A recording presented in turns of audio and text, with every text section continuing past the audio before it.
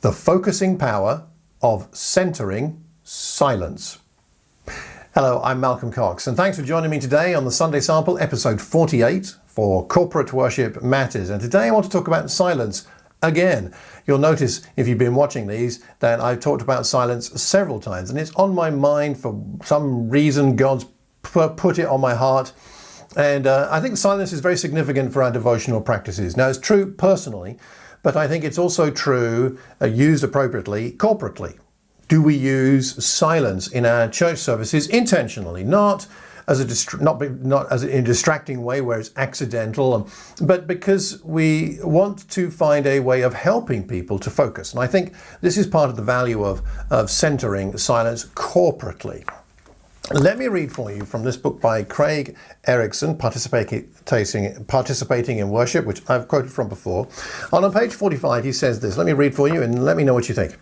He says this: a regular pattern of silent punctuation allows time for the community to center for prayer. He's talking specifically about prayer here, but I think this can apply also to the musical aspects of a church service as well. Breathing is synchronized. The worshippers become integrated.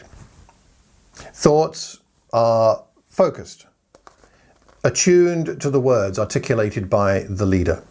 The congregation enters more fully into the expression of prayer, or perhaps worship if it's music, singing. The silence of centering is a collective gathering of focus. That's a really good way of putting it. And then he uses this example from the Navy. Navy veterans describe the wartime experience of a ship's crew being instantly awakened in the middle of the night by the engines being cut off. No matter how soundly each had been sleeping, all were immediately drawn together in silent awareness that something of great import was imminent. The silence of centering serves a similar function in worship. It is a frame that announces the graceful advent of God. It is a moment of anticipation, a hush when shadows hold their breath. He's quoting somebody else there at the end.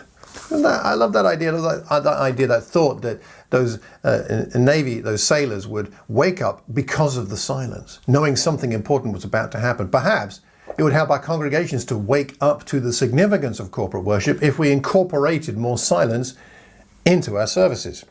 What do you think about that? Do you use silence? Have you found ways to use it effectively? I would love to know what you're doing. So please leave a comment in the comment box below here. Leave it publicly so that we can learn from one another, and we learn best when we learn in community, don't we?